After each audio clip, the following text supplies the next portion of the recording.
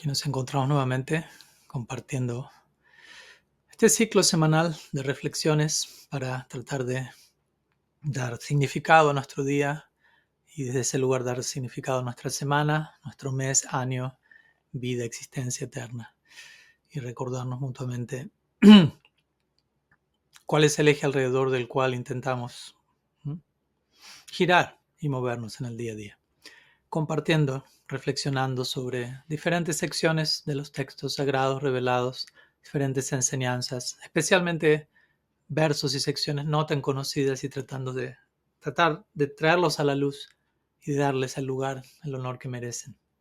Así que el día de hoy vamos a compartir un pequeño verso del Hita Upadesh, de la sección Mitra Lava, número 71, que dice Ayam Nija Paruviti Ganana Laghu Chetasam Udara Charitanam tu Vasudhaiva Kutumbakam.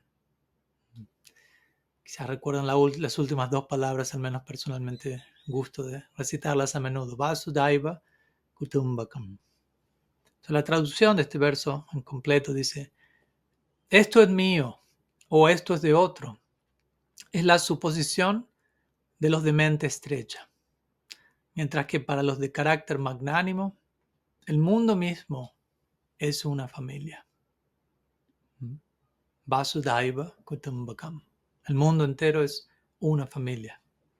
No existe más de una familia. ¿Qué decir al respecto? Tantas importantes consideraciones que nos regala el Hita Upadesh aquí.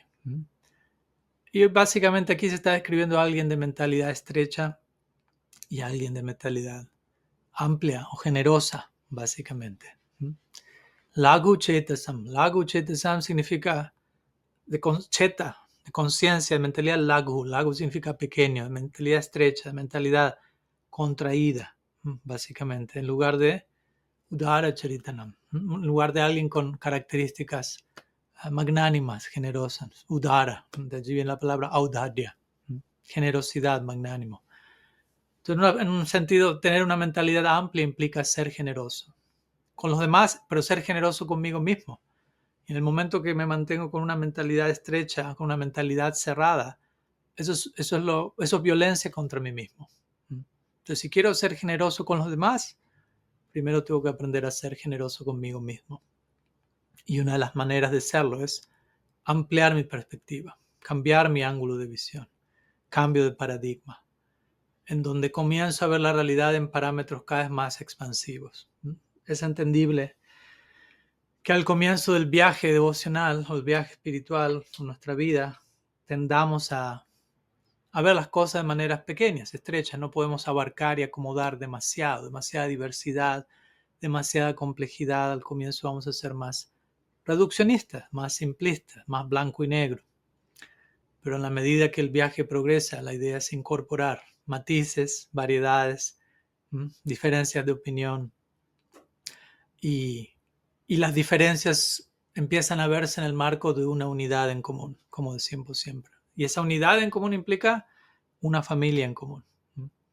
El mundo entero es una familia, más que pensar en términos de aham mameti. Esto es mío, yo, mi, mío. Desarrollar un sentido del yo, aham, mama eti. Un sentido del yo desarrollado en base a lo que creo que me pertenece. Interesantemente, esta es otra definición de samsara. Srila Bhaktivinoda Thakur, uno de nuestros maestros, define samsara, que muchas veces se traduce oficialmente como ciclo de repetidos nacimientos y muertes. Pero él dice samsara significa aham mameti. Yo, mi, mío. Actuar, pensar de esa manera me mantiene en ese ciclo, me mantiene en esa ilusión, básicamente, en donde intento desarrollar un yo, una autoidentidad, un sentido del ser en base a lo que puedo adquirir y en base a lo que creo que me pertenece, ¿no? Lo cual de por sí demuestra toda una serie de ilusiones y distorsiones, porque por empezar, si yo creo que mi sentido del ser se expande y crece a partir de cosas que poseo, primeramente no tengo en claro que yo ya soy alguien y que si tuviera claro quién soy no voy a sentir la necesidad de ser algo más. Y segundo, si pienso que puedo poseer algo y mediante eso expandir mi sentido del ser. Estoy en una tremenda ilusión porque no puedo poseer nada en última instancia. Nada me pertenece, técnicamente hablando. Más bien la pregunta real es, ¿a quién pertenezco?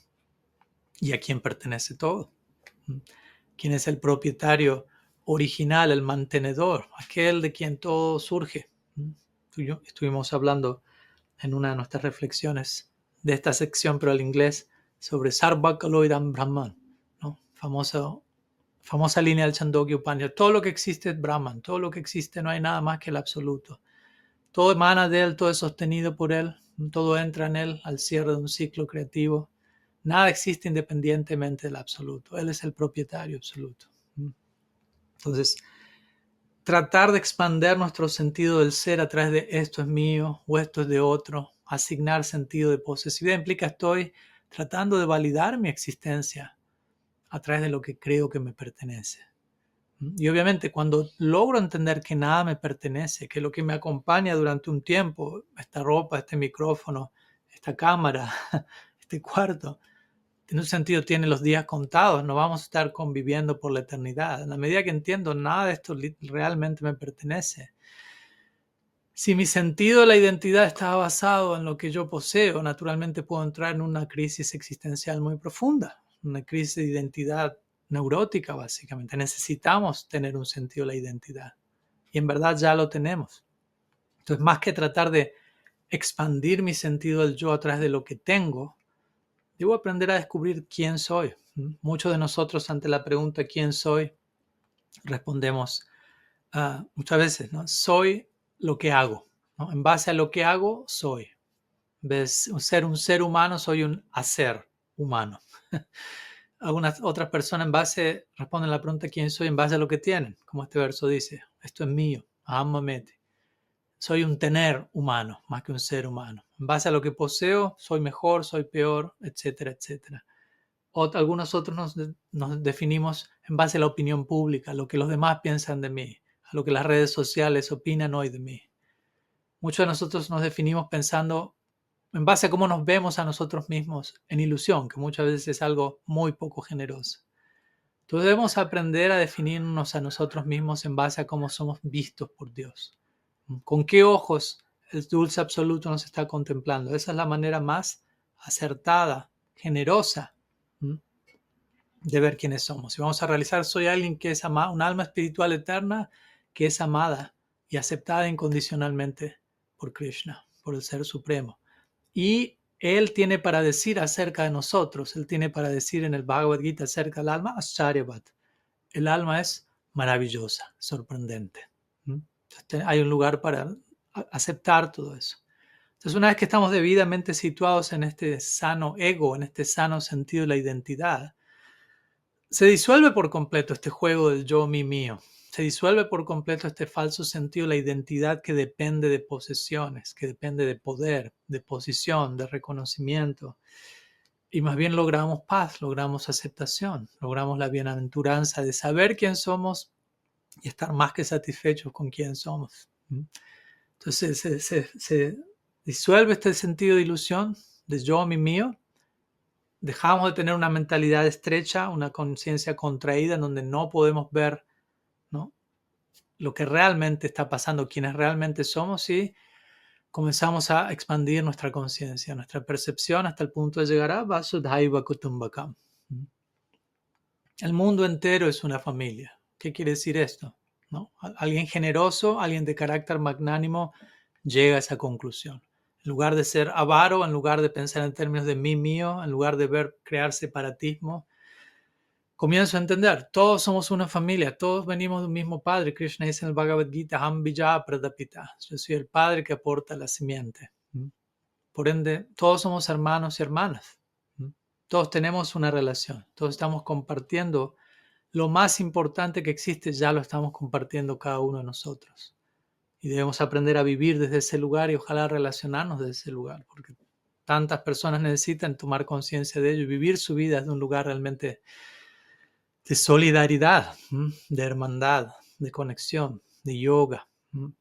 Entonces, el mundo entero es una familia, no hay más de una familia. El momento que empiezo a pensar en términos de dos familias, ya comienzo a ser sectario, ya comienzo a sembrar separatismo, conflicto, guerra. En última instancia, la guerra y los conflictos que encontramos en este mundo a nivel internacional, todo eso comienza a partir de una visión separatista y dualista en donde yo no me veo a mí mismo como parte de una sola familia. No sigo este Vasudhaiva Kutumbakam. Empiezo a crear límites, fronteras, muros entre mí y el resto.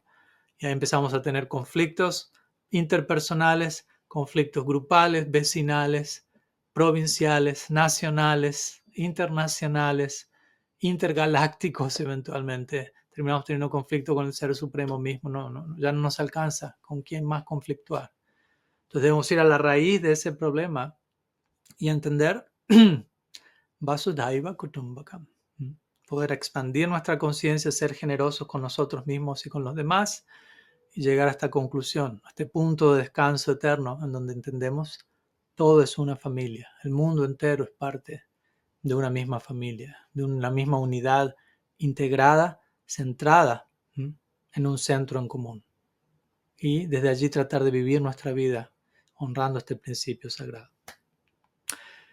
Tratemos de dedicar algunos momentos antes de continuar con nuestro día, reflexionando en esto. ¿Qué significa para mí vivir en este mundo, en esta vida? Como entendiendo que todos somos parte de una familia. Quizás en el día, cuando nos crucemos con alguien absolutamente desconocido, incluso si no podemos o no nos animamos a hablarle y decirle, hermano, hermana, ¿sabías que somos parte de una misma familia? Al menos verlo desde esa manera, sentirlo, sentir a todo, no solo seres humanos, obviamente, todas las especies, todo lo que existe comparte una misma fuente. ¿Cómo se traduce eso en nuestra práctica? ¿Cómo podemos incorporar esto en forma de ejercicio, de disciplina, de práctica? ¿Cómo todo esto se puede volver parte de nuestro sadhana, de nuestra práctica espiritual diaria? Y transformar nuestra conciencia, transformar nuestra visión de las cosas, transformar nuestras relaciones con todo, con todos, con nosotros mismos incluidos. Así que quedamos con esta reflexión por unos momentos y nos estamos encontrando la próxima semana.